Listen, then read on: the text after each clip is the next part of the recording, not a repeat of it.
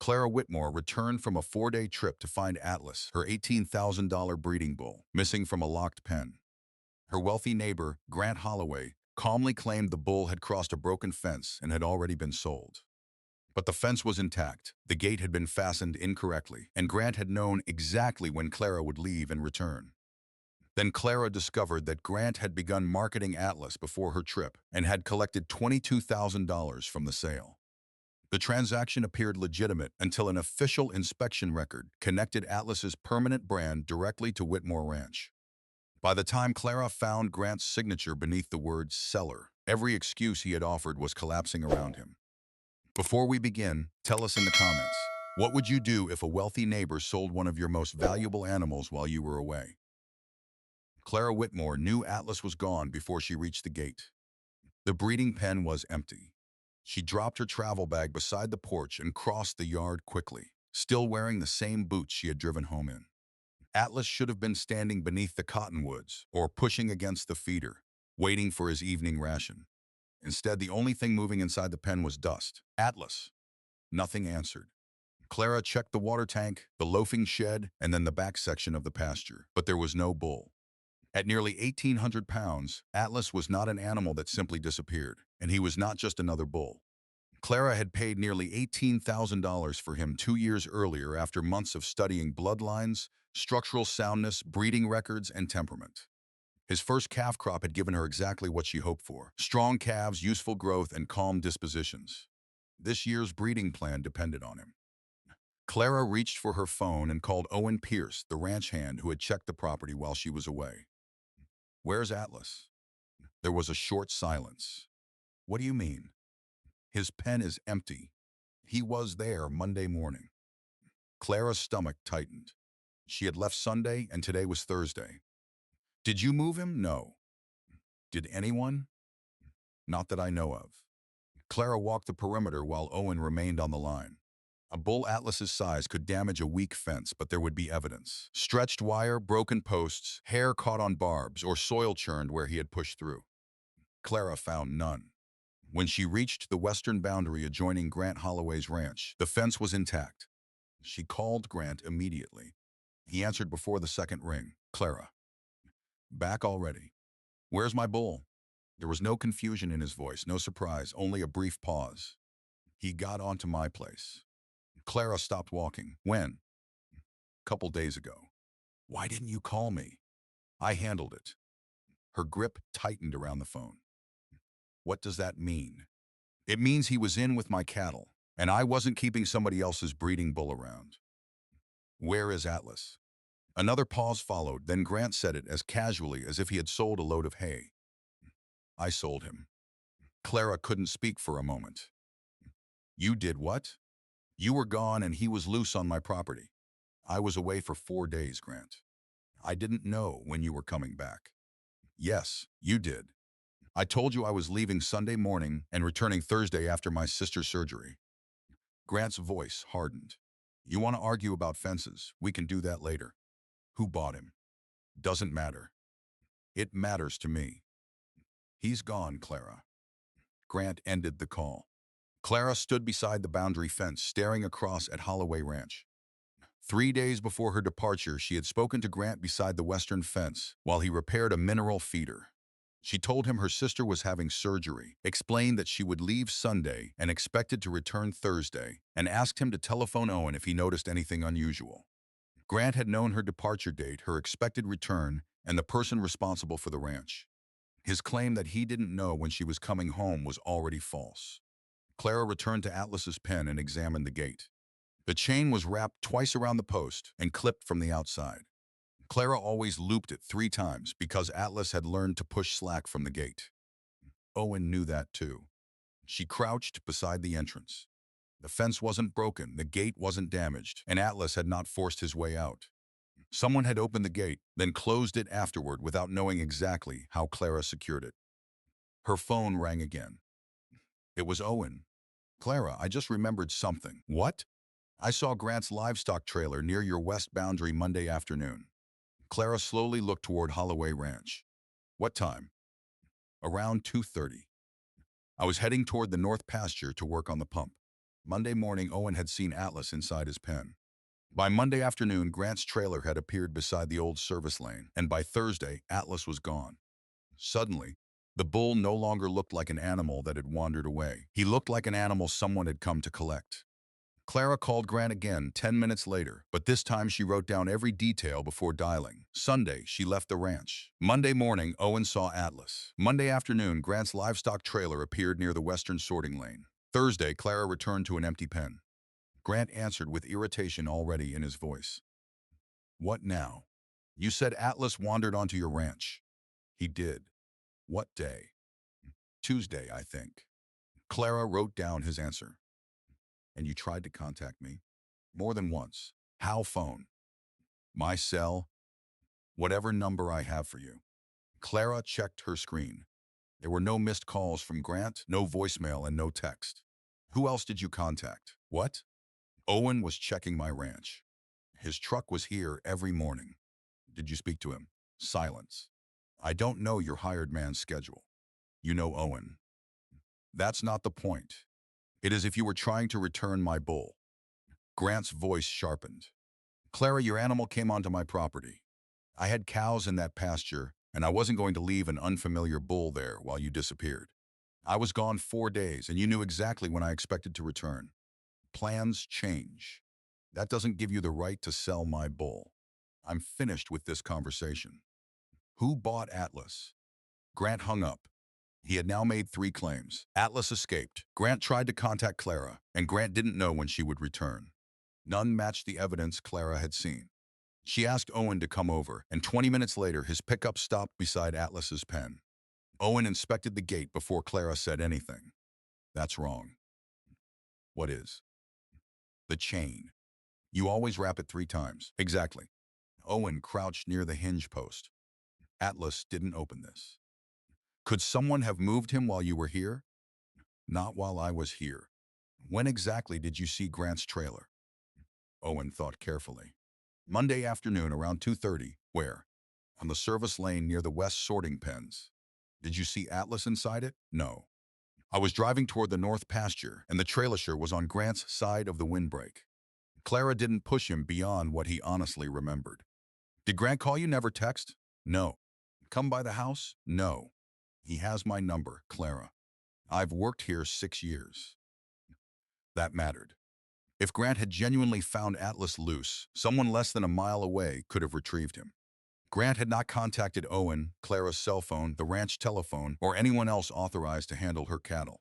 Clara checked the ranch phone, her email, and her carrier's detailed call history. There was nothing from Grant on Monday, Tuesday, or Wednesday, not one documented attempt. Yet proving he lied about calling her did not prove he had removed Atlas, and seeing a livestock trailer near a neighboring ranch was not enough by itself. Clara needed to know where the bull had gone when he was sold and who had accepted him. That evening, she opened the folder containing Atlas's registration papers. Behind the pedigree certificate was the invoice from Dale Mercer, the breeder who had sold him to her. Clara called the number, and Dale went quiet after she explained what had happened.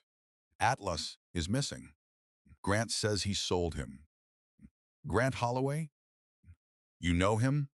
I know the name. Clara sat straighter. Why? Dale hesitated. Because somebody called me last week asking what Atlas would be worth now. The room suddenly felt still. Who called? He didn't give me a name. What did he ask? Breeding value, pedigree, whether 18,000 was still realistic. When exactly? Dale checked his notes. Friday afternoon. Clara had not left until Sunday. Grant claimed Atlas became an unexpected problem after wandering onto his ranch, yet someone had been researching the bull's value before Clara even left home. Did the caller identify Atlas? Not by name at first, but he gave me the registration number. That number wasn't painted on a fence. It appeared on Atlas's registration certificate, breeding records, sale documents, and several advertisements Clara had posted when offering limited breeding services the previous year. Grant could have found it, but the question was why he had been looking.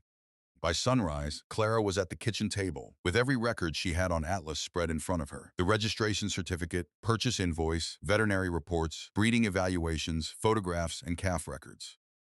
Atlas wasn't worth $18,000 merely because he was large. He was valuable because of what he could produce. His first calves had demonstrated strong growth without the temperament problems Clara had encountered in other bloodlines, and she had already selected the cows he would cover next. Replacing him was not as simple as purchasing another bull. She would lose genetics she had spent years building into the herd, disrupt part of the upcoming breeding schedule, and possibly wait years to recover the direction she had established. Then Clara remembered that Grant had wanted Atlas before. She searched her messages and found one from 8 months earlier. Grant had written, "If you ever decide to move Atlas, call me before anyone else." Clara had answered, "Not selling. I need him for at least 2 more seasons." Grant replied, "Everything has a price." At the time, she treated it like ordinary rancher talk. Now it read differently. She captured screenshots and preserved the messages, but wanting Atlas still did not prove Grant had taken him. Clara knew better than to turn suspicion into fact. She needed evidence of the sale. Around noon, she began calling breeders and livestock contacts she trusted. Most knew nothing. One had heard Grant was moving several animals, and another remembered a registered breeding bull being offered privately, but neither could identify it. Shortly after 2, Clara's phone rang. The caller was Wes Dalton, a cattle breeder 2 counties over. "You looking for Atlas?" Clara stood immediately. "Why?" Wes hesitated. "Because I think Grant offered him to me." "When?" "Friday before you left town." Clara gripped the phone. "What exactly did he say?" "He asked whether I was looking for a registered breeding bull with proven calves." "Did he say Atlas?" "Not at first, but then he sent the registration number, age, and breeding background." "Did you buy him?" "No. The price was too high." "How much?" Wes named a figure several $1,000s above Atlas's original purchase price. Grant had not been trying to dispose of a stray animal. He had been marketing a valuable breeding bull for profit before Clara left town. "Do you still have the messages?" "Probably." "Please don't delete them." "I won't." Wes paused, then added, "I might know who bought him." Clara wrote down the name Russell Vance and called him before she could talk herself into waiting. He answered from somewhere noisy. "Vance Cattle, Mr. Vance, my name is Clara Whitmore. I'm calling about a breeding bull you may have purchased from Grant Holloway." The background noise stopped. "What bull?" "A registered bull named Atlas." Silence. Then Russell said, "I bought a bull from Grant on Tuesday." Clara closed her eyes. "Can you describe him?" Russell did. Dark red coat, small white patch low on the belly, notched left ear from an old injury, and registered identification matching Atlas's age and bloodline. There was no doubt. "He's mine," Clara said. Russell didn't answer immediately. "Grant told me he owned him." "He doesn't. I paid for that bull." "I believe you, and I'm not accusing you of anything. I need to understand how the sale happened." Russell exhaled. "Not over the phone." "Is Atlas still with you?" "Yes." "Please don't move him until the ownership question is reviewed." Tension returned to Russell's voice. "You can't simply tell me what to do with cattle I bought." "No, but if ownership is disputed, moving him again could make this worse for both of us." Russell was quiet, then finally said, "Come tomorrow morning and bring your paperwork." Clara arrived with Atlas's registration certificate, her original purchase invoice, photographs, veterinary records, and breeding documents. Russell met her beside a working pen, and then Clara saw Atlas standing behind the steel rails, chewing hay as if nothing had happened. For 1 second, every document in her hand stopped mattering. "Atlas." The bull lifted his head and turned toward her voice. Russell watched the reaction. "That's not great for me. I'm sorry. I paid $22,000. Clara turned toward him. "22?" Russell nodded. "Grant said he was reducing his breeding stock." That was $4,000 more than Clara had originally paid for Atlas. This hadn't been the emergency disposal of an unidentified stray. It had been a planned transaction for profit. Russell retrieved the sale folder from his office. The transaction looked ordinary. Purchase price, animal description, transport information, health records, inspection paperwork, and seller information. Nothing openly announced that the seller might not own the animal, and that was what made Clara uneasy. Grant had not hidden Atlas in a distant pasture and taken cash from a stranger. He had pushed the bull through a transaction designed to appear legitimate. "What registration papers did Grant give you?" Clara asked. Russell showed her a copy of Atlas's pedigree and registration information. He said the original breed association transfer would be submitted after the veterinary testing was completed. That isn't unusual when final paperwork and testing are still being processed, so I relied on the seller declaration and the other transaction documents. Clara examined the copy. It contained Atlas's correct registration number, but no completed association transfer from her to Grant. Russell had accepted Grant's promise because Holloway Ranch had a long-standing reputation, not because Grant possessed a valid transfer signed by Clara. Did Grant ever say the bull had wandered onto his ranch? Clara asked. Russell frowned. No. Did he say he was selling him because the owner couldn't be reached? No.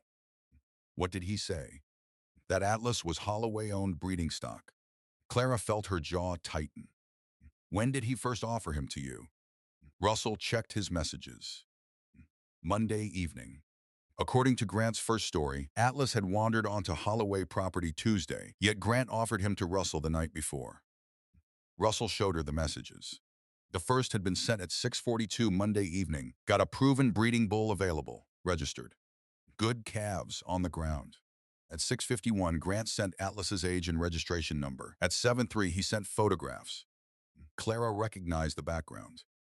Atlas was standing beside the wooden windbreak near the western sorting alley, and part of the old gate was visible behind him. Owen had confirmed Atlas was inside Clara's pen Monday morning, then saw Grant's trailer near that same boundary around 2:30 that afternoon. By 6:42, Grant was marketing the bull, and by 8:46 Tuesday morning, according to the sale yard arrival record, Atlas had reached the sale facility. The timeline left no meaningful opportunity for Grant to search for an owner, contact Clara, speak to Owen, or treat Atlas as abandoned. More importantly, Wes's earlier messages showed that Grant had begun looking for a buyer before Clara's departure. Clara turned another page. A livestock inspection entry listed identifying information for Atlas, including a brand notation. She recognized the Whitmore mark immediately. It had been recorded in the state brand registry and associated with Whitmore Ranch long before this sale. Can I get a copy? She asked. You can photograph the entire file, Russell replied. Clara photographed every page, date, description, and signature. Then she stopped at the seller section. Printed clearly above the signature line was the name Grant Holloway, and beneath it was Grant's signature confirming the sale. Grant had told Clara Atlas was simply a stray bull he had been forced to handle, but the paperwork told a different story. He had identified himself as the seller, described Atlas as Holloway-owned breeding stock, promised a breed association transfer he had no authority to sign, accepted $22,000, and completed a transaction documenting the same brand already connected to Whitmore Ranch. Russell looked at her. Is that important? Clara photographed the page one more time. Very. Grant had not merely sold her bull. He had signed his own name to the paper trail. Clara was at the state-authorized livestock inspection office, serving the county before it opened the next morning. She carried Atlas's registration certificate, her purchase invoice, photographs, veterinary records, and every page Russell had allowed her to copy. But one document mattered more than the others: the official inspection record from Grant's sale. Clara placed it on the counter. I need to verify this brand and report a disputed sale. The inspector, Martin Hale, studied the document. You claim ownership of the animal? Yes. I purchased him 2 years ago, and I never authorized this transfer. Martin looked up. He was sold while you were away? For 4 days. That changed the conversation. Martin offered no immediate legal conclusion. Instead, he asked for Clara's identification, Whitmore Ranch information, Atlas's registration number, and the transaction reference. Then he searched the brand registry and turned his monitor slightly. The Whitmore brand design appeared beside Clara's ranch registration. That is my brand, Clara said. Does this prove Atlas belongs to me? Martin shook his head. Don't make one record do more than it does. The registry proves that this brand design is registered to Whitmore Ranch. The inspection record shows that the same mark was observed on the bull presented for sale. Together they support identification and an ownership trail, but we must also examine the animal, registration certificate, purchase documents, sale records, and circumstances of the transfer. Clara nodded. Then look at these. She handed him Russell's inspection paperwork, Atlas's original purchase invoice, registration certificate, photographs showing the brand, and veterinary records carrying the same identification number. Martin compared the entries, and his expression changed. The brand was visible when this bull was inspected, and it was recorded. So Grant couldn't reasonably claim Atlas was unidentified. Martin declined to make that legal judgment. What I can tell you is that whoever presented this bull for sale had an identifying mark available to be checked, and the recorded mark led to Whitmore Ranch. That was enough. Atlas had carried a permanent connection to Clara's ranch on his body. Grant knew him personally. Grant had tried to purchase him 8 months earlier, and he had advertised the bull before Clara left. There was nothing unidentified about Atlas. Martin entered the transaction reference number, and a second record appeared showing the inspection date, animal description, brand notation, destination information, and seller details. Clara leaned closer. "Can I get an official copy? If you're reporting an ownership dispute, there is a formal process. We will preserve the relevant inspection records, document your claim, and notify the appropriate livestock investigator. Depending on what the evidence establishes, the matter may also be referred to the sheriff or other authorities. I want to begin that process." Martin documented Clara's statement and accepted copies of her records. Until that moment, the case had consisted of telephone calls, screenshots, memories, and suspicions. Now there was an official trail. Atlas's age matched, his physical description matched, the registration information matched, Russell's photographs matched, and the inspection record documented the Whitmore brand. The seller field carried Grant Holloway's name, while a separate ranch designation identified the animal as being sold through Holloway Ranch. Grant had not merely handed over a bull while claiming confusion. The sale formally represented Atlas as livestock belonging to his operation. Clara called Rachel Donnelly, an attorney experienced with livestock transactions. "I found the official inspection record." "What does it show?" "Atlas's identifying information, the Whitmore brand, Holloway Ranch listed as the seller's operation, and Grant's signature." Rachel's voice became more serious. "Do not confront him alone or try to remove Atlas from Russell's property yet." "Why?" "Because you have a strong ownership trail, but Russell also paid in good faith. We need to unwind the transaction properly and preserve the evidence. Now we stop asking what Grant says happened and test whether his account can survive the records and timeline." Rachel arrived at Clara's ranch that afternoon and began with dates. Clara had told Grant several days in advance that she would leave Sunday and return Thursday. Grant researched Atlas's value and contacted Wes on Friday. Clara left Sunday morning. Owen saw Atlas inside his pen Monday morning. Owen saw Grant's trailer near the western sorting lane around 2:30 Monday afternoon. Grant marketed Atlas to Russell at 6:42 Monday evening, sent the registration number at 6:51, and supplied photographs at 7:03. Atlas reached the sale facility at 8:46 Tuesday morning, and Grant completed the $22,000 transaction that day. Clara returned Thursday. Rachel drew a line beneath the sequence. His abandonment story has several problems, but the clearest is timing. 4 days away did not give him permission to sell your property, and the records suggest the sale was being prepared before your absence even began. Grant changed his story as soon as he realized Clara had obtained the official record. He called while she was driving home. "I hear you've been asking questions about that bull." Clara pulled onto the shoulder and stopped. "Atlas." "What?" "His name is Atlas. You've known that for 2 years. Grant went quiet, then his tone changed. "You want the truth? Fine.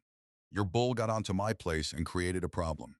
I had cattle to protect and expenses to cover. So you sold an $18,000 breeding bull for $22,000. I dealt with livestock that was loose on my property. By listing yourself as the owner and seller." Another pause. "I was entitled to recover my costs." "What costs?" "Feed, handling, transportation, and risk." Clara looked at the certified record on the passenger seat. "All within a few hours?" Grant didn't answer. "You told Russell Atlas was Holloway-owned breeding stock, and you promised him a completed association transfer." Russell misunderstood. "Did he misunderstand your signature too?" "Don't play lawyer with me, Clara." "I'm not. That's why the records are going to an attorney and the livestock investigator." Grant hung up. Rachel cautioned Clara to separate confirmed facts from suspicion. They knew Grant had wanted Atlas, knew Clara's travel dates, researched his value before she left, marketed him in advance, advertised him again Monday evening, delivered him Tuesday morning, represented him as Holloway-owned stock, signed as seller, promised transfer paperwork, and received the money. What they did not yet know was precisely how Atlas moved from Clara's locked pen to Grant's trailer. Owen joined them at the western boundary. They walked the fence slowly, but there were no broken posts, stretched wires, or crushed sections where an 1,800-pound bull had forced his way through. Rachel stopped beside a narrow working alley hidden behind an old windbreak. "Where does this go?" "To an old sorting gate," Clara said.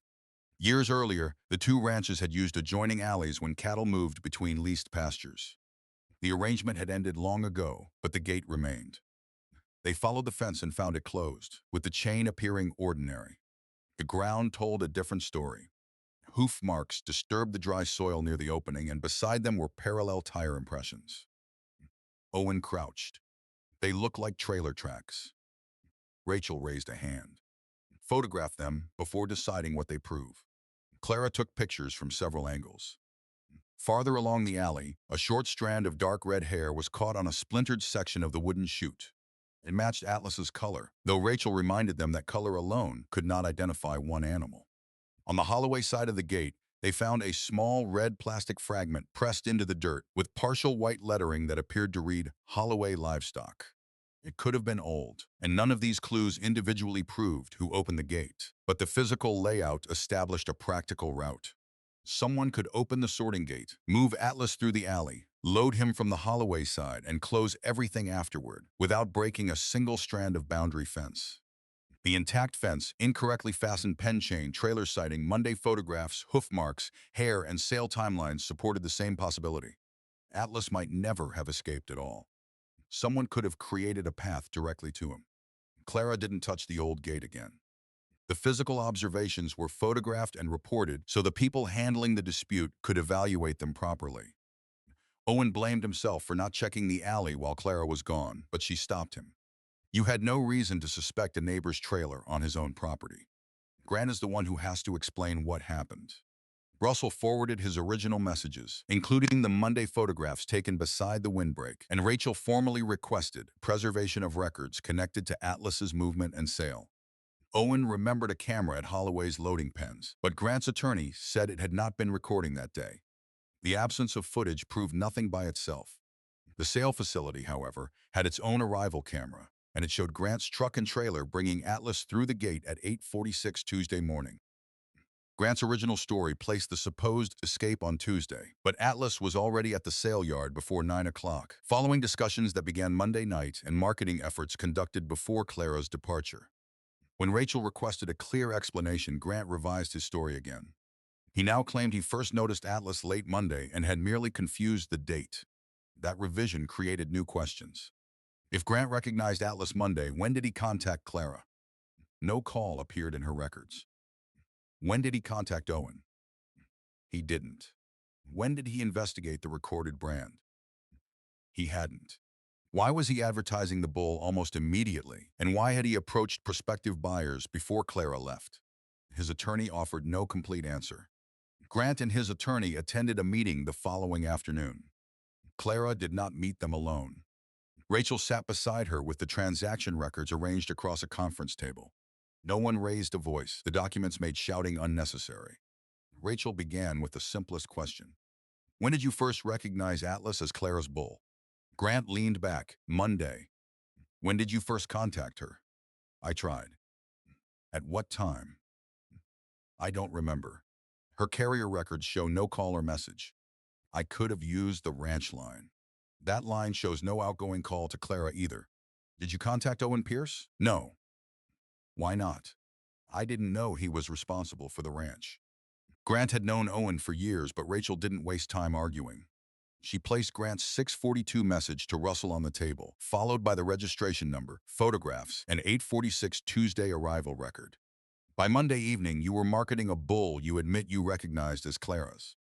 Tuesday morning, your truck and trailer delivered him to the sale facility." Grant's attorney interrupted. "My client maintains that the animal was loose on his property." "Then let us assume that temporarily," Rachel replied. She slid Clara's telephone records forward. "Where is the attempt to return him? Where is the notice to his known owner?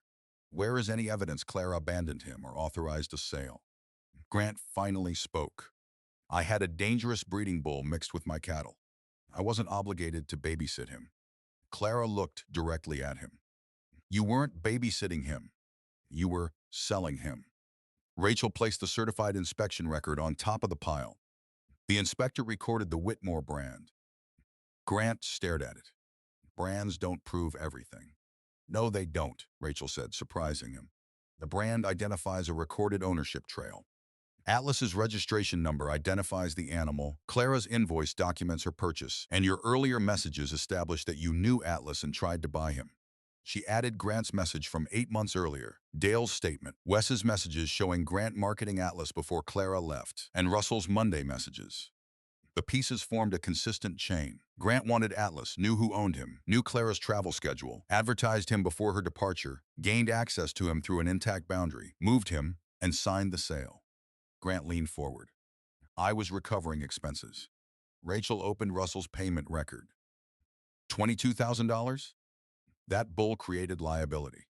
Then provide an accounting for feed, handling, transportation, or any other costs you claim justified selling an $18,000 registered animal. Grant frowned. What accounting? His attorney quietly said, we can provide that later. Rachel nodded. Please do. She placed Russell's payment confirmation beside the seller documents. The full $22,000 had been paid to Holloway Ranch. No disputed funds were held aside, no notice was sent to Clara, and no proceeds were remitted to the documented owner. Grant had treated the money as income from his own livestock. Clara finally spoke. You knew that brand. You've seen Atlas across the fence for 2 years, asked to buy him, and knew his registration number. Then you placed your name beneath a record identifying him. Rachel turned to Russell's purchase file. Under the livestock description was a line supplied during the transaction. Holloway owned breeding stock. For the first time, Grant's attorney stopped taking notes. Grant had spent days calling Atlas a stray bull he had been forced to handle. But when $22,000 changed hands, he had not described Atlas as stray livestock, disclosed an ownership dispute, or explained that Clara was temporarily away. He had represented Atlas as his own. Grant pushed back from the table. This is being blown out of proportion. Clara remained seated. No, Grant.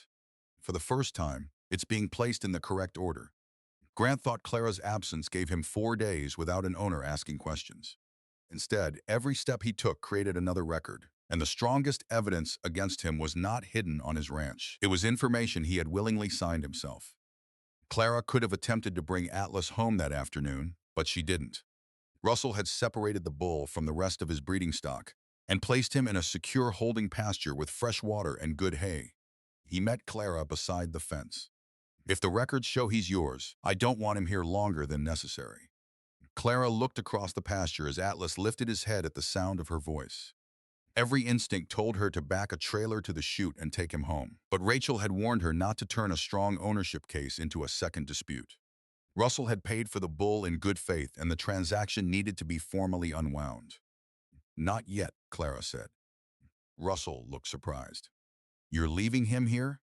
Until the ownership and sale records are properly resolved. I'm out $22,000. I know, and I'm not going to make you absorb Grant's decision by creating another conflict. Russell studied her for a moment and nodded. That mattered.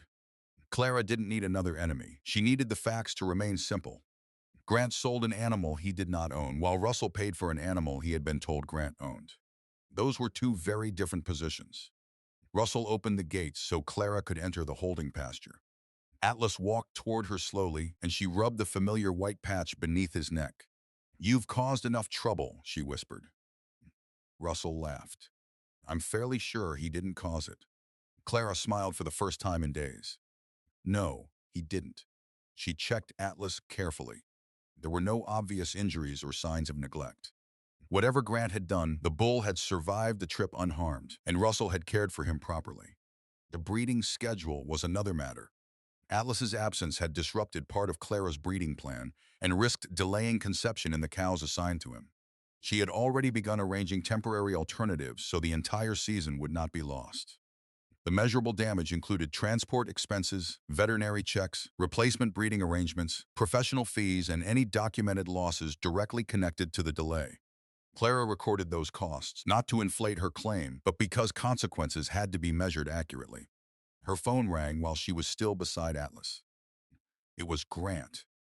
Bring your trailer to Russell's place, he said. Take Atlas home. Clara frowned. You suddenly remember he belongs to me? I'm trying to end this. You sold him, and I'm willing to make it right. How? I'll return Russell's money, you take the bull, and everyone walks away. Grant wasn't calling to explain. He was calling because the records had caught up with him. You want me to take Atlas and pretend the sale never happened? I want you to stop turning a ranch dispute into something bigger. You represented my bull as Holloway-owned livestock. It was a mistake. A $22,000 mistake. Grant's voice hardened. You get your bull back, Russell gets his money, so what else do you want? 3 days earlier, getting Atlas home had been everything Clara wanted. Now she understood that returning him solved only one part of the problem. Grant had known Atlas's owner, known Clara's exact travel schedule, marketed the bull before she left, moved him through an intact gate, signed the sale documents, accepted the money, and only after the records surfaced decided the transaction should disappear. Getting Atlas back repairs part of my breeding program, Clara said. It doesn't erase what you signed. She ended the call. Russell watched her from across the pasture. He wants to unwind the sale now? Now he does. That's convenient. Then Russell remembered another document. He returned from his office carrying a thin envelope. Inside was a photocopy of the seller declaration Grant had provided before Atlas arrived. At the bottom was Grant's signature, but above it was a box asking whether any third party held an ownership claim or financial interest in the animal. Grant had checked no. Clara stared at the mark. Grant had not merely forgotten to mention her. He had been asked directly whether anyone else had an interest in Atlas, and he had answered in writing. Make sure Rachel receives a copy, Clara told Russell. Grant's problem was no longer just the bull he sold. It was the number of times he had placed the same false representation on paper. His first formal settlement proposal came through his attorney. Russell would receive the full $22,000. Clara would receive Atlas. Grant would pay transportation costs, and everyone would release the claims connected to the transaction. Rachel read the proposal twice and placed it on the table. Notice what's missing? Clara looked over the pages. He doesn't admit he did anything wrong. Correct, and the release is broad enough to cover almost every claim connected to Atlas. He wants to buy his way back to the day before I left. That's one way to describe it. Clara looked through the kitchen window toward the empty breeding pen. Kenny. Rachel shook her head. Money can settle appropriate civil claims, but it cannot rewrite an official record or prevent the proper authorities from reviewing conduct within their jurisdiction. Clara rejected the offer. When Grant called that evening, she told him to communicate through Rachel. I offered to make everyone whole, he protested. No. You offered to refund a sale after the ownership trail exposed it. Careful. Clara almost laughed. For days, Grant had controlled conversations by behaving as though his wealth, acreage, and reputation made his version more credible. Now he was warning her to be careful. What happens to Russell's documented expenses? She asked. I'll cover reasonable costs. What about the disruption to my breeding schedule, veterinary examinations, transport, and temporary replacement arrangements? Silence. We can discuss compensation. Clara understood then that Grant was no longer arguing about whether he would pay. He was arguing over how much his decisions would cost. Send everything through Rachel, and don't call me about Atlas again. 2 days later, the ownership dispute moved through the proper review and settlement process. The documents were considered together. Atlas's registration, Clara's purchase invoice, the Whitmore brand record, Grant's earlier request to buy Atlas, Clara's direct statement of her travel dates, Dale's account of the value inquiry, Wes's advance messages, Owen's timeline, Russell's Monday messages, the sale yard arrival record, the inspection paperwork, the incomplete breed association transfer, the seller declaration, Grant's signatures, and the $22,000 payment to Holloway Ranch. Grant's explanation changed more often than the records did, and that became impossible to ignore. Russell's bank record confirmed that the payment had cleared into Holloway Ranch's operating account. Grant had not held the funds pending an ownership question, attempted to notify Clara, or treated the transaction as a temporary recovery of expenses.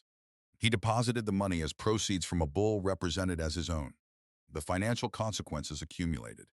Russell requested his purchase price and documented transport, veterinary testing, feed, and other expenses incurred after the sale. Clara documented the costs caused by Atlas's absence and the disruption to the cows scheduled for him. There were also professional fees and the expense of unwinding a transaction that should never have occurred.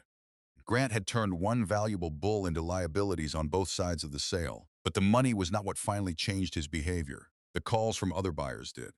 A breeder who regularly purchased cattle from Holloway Ranch contacted Russell about another animal. Russell truthfully explained that a documented ownership dispute involving a breeding bull was being resolved without adding accusations or embellishment. By the end of the week, 2 buyers requested additional brand and ownership documentation before discussing purchases from Grant, and another postponed a transaction entirely. In the cattle business, paperwork mattered, but reputation mattered too. Grant had spent 20 years building an operation where buyers believed that if he said an animal belonged to Holloway Ranch, his word was enough to begin a deal. Now they were asking him to prove it. Grant came to Clara's ranch late Friday afternoon and stayed outside the locked gate. "I heard you're telling people I steal cattle." Clara walked toward him. "I haven't told anyone that." "Then why are buyers asking me for brand verification and transfer records?" "Ask Russell. He is the buyer who paid $22,000 for a problem you created. Your bull." "Exactly." Grant stared through the gate. For once, he had nothing to threaten her with. Clara knew Atlas's location. Russell had the complete sale file. The livestock office had the inspection record, and Grant had supplied the strongest documents himself. "What do you want from me?" he finally asked. "I want the ownership dispute resolved properly. And after that, that is no longer entirely up to me. Russell, the livestock investigator, and the official records are involved now."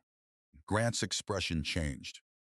He had apparently believed Clara was the only person he needed to silence. But Russell had rights, the transaction had records, and the relevant authorities would decide whether any additional civil or legal consequences were warranted. Grant believed the most expensive part of taking Atlas would be paying Clara enough to stop asking questions. He was wrong. $22,000 could be returned. Documented losses could be compensated. The breeding schedule could recover, and Atlas could come home. But Grant had spent decades building something harder to replace. The belief that when he placed his name on a livestock sale, buyers could trust it. Now that name was the reason buyers hesitated. Atlas came home on a cold Tuesday morning after the disputed sale was formally unwound. Clara stood beside the loading chute as Russell's trailer backed toward the gate. This time, nobody moved the bull until every page had been checked. The identification number matched. The brand was verified. The cancellation of Russell's purchase was documented.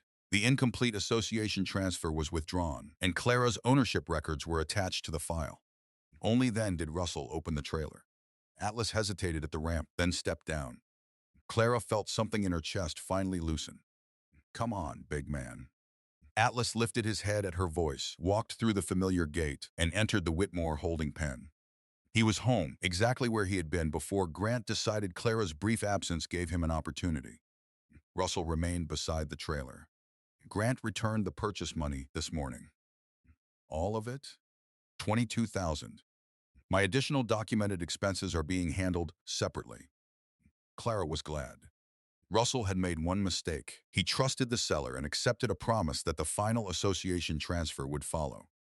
Grant had made every deliberate decision that followed. "I should have checked more carefully," Russell said. "You bought through records and declarations that were supposed to mean something," Clara replied. Russell looked toward Atlas. Trusting Grant's name used to be part of that. Clara noticed the words "used to be." Grant was not financially ruined, his ranch was not seized, his cattle were not taken, and Clara did not become wealthy. The consequences were less theatrical and more believable. The disputed sale was unwound. Russell was reimbursed. Documented costs were addressed. Clara's supported losses became part of the financial resolution, and the records remained available to the proper authorities for any additional action they considered appropriate. Clara didn't control that decision, and she didn't need to. Her responsibility had been to establish what belonged to her. The evidence handled the rest. Later that afternoon, Grant's truck stopped outside the Whitmore gate. He waited rather than entering. Clara walked toward him. "So he's back," Grant said. "Yes. Russell has his money." "I heard." Grant glanced toward Atlas. "Then this should be over." Clara studied him. "You still think getting caught and putting things back makes every decision disappear." "I corrected it. After I found the records." Grant's jaw tightened. I made a bad decision. It was the closest thing to an admission Clara had heard. She didn't celebrate it. Grant looked toward the pasture and said, I thought your sister's recovery might keep you away longer. Clara's expression changed, and Grant immediately realized what he had revealed. You thought I'd be gone longer? I meant surgery can be unpredictable. You knew I was away, knew why I was away, and planned around the possibility that I wouldn't return on Thursday. Grant said nothing. Your first story was that you didn't know when I would return, couldn't reach me, and merely dealt with a bull that unexpectedly entered your property. Now you've admitted you were calculating how long I might remain gone. Grant looked away. Clara stepped closer to the fence. You had my number, Owen's number, Atlas's registration, and the brand record. You knew the bull, knew he belonged to me, and still placed your name on the sale. I said I made a mistake. A mistake is loading the wrong bull. You researched Atlas's value before I left, marketed him while you knew I was away, and promised paperwork you had no authority to provide. For several seconds, the only sound was Atlas shifting against the steel panels. What do you want me to say? Grant asked quietly. Nothing. That surprised him. Clara opened the gate to return to the pen. You've already said enough. Grant turned toward his truck, but before he reached it, Clara called after him. You thought 4 days away meant nobody was watching what belonged to me. Grant looked back. Clara rested one hand on the gate and glanced toward Atlas. The Whitmore brand was visible against his hide, small, permanent, and officially recorded long before Grant put his signature on a sale. You forgot somebody already had. Grant followed her eyes to the mark and understood. Ownership did not depend on Clara standing beside Atlas every hour. It had left a trail through purchase documents, registration records, photographs, messages, inspection paperwork, the brand, the payment, and finally Grant's own signature. Grant drove away. Clara returned to the pen where Atlas stepped toward her. Grant had managed to move the bull, sell him, and collect $22,000, but there was one thing he had never managed to change: who Atlas belonged to. By the beginning of breeding season, Whitmore Ranch looked almost as it had before Clara left town. Atlas was back among the cows, and the empty pen was no longer empty. Russell had recovered his purchase money, while the remaining documented costs continued through the resolution process. Clara had her bull, but she didn't return to doing everything exactly as before. The old sorting gate received a new lock. Owen began keeping a livestock movement log, and registration numbers, photographs, veterinary records, brand information, and current association documents were copied into one organized file. Whenever Clara left the ranch, Owen received written authority explaining exactly what he could manage in her absence. None of those changes was dramatic, and that was the point. Grant had taken advantage of assumptions. Clara would not leave him anymore. One afternoon, Owen found her beside the breeding pasture. Atlas stood among the cows as though his unexpected journey had never happened. Think Grant will ever try something like that again? Owen asked. Clara watched the bull. Not with my cattle. Grant still owned one of the largest ranches in the area, with land, money, equipment, cattle, and employees. Nothing erased 20 years of business, but something fundamental had changed. Before Atlas, Grant's word carried weight. If he told a buyer an animal belonged to Holloway Ranch, people rarely asked for much more. Now they requested registration documents, completed breed association transfers, brand inspections, sale history, and proof of ownership. Those questions were not accusations. For a man whose reputation depended on unquestioned trust, they were something almost as damaging. They were caution. Clara did not celebrate that outcome. She had never set out to destroy Grant's ranch. She wanted Atlas returned, Russell protected from a transaction he entered in good faith, and Grant forced to understand that another person's property did not become available merely because its owner was temporarily absent. Everything else arose from his choices. He chose to research Atlas's value, market him, exploit the old boundary route, move him, describe him as Holloway-owned breeding stock, accept $22,000, promise an unauthorized transfer, and sign his name. Clara hadn't written a single document for him. Weeks later, she saw Grant at a regional cattle sale. They didn't speak.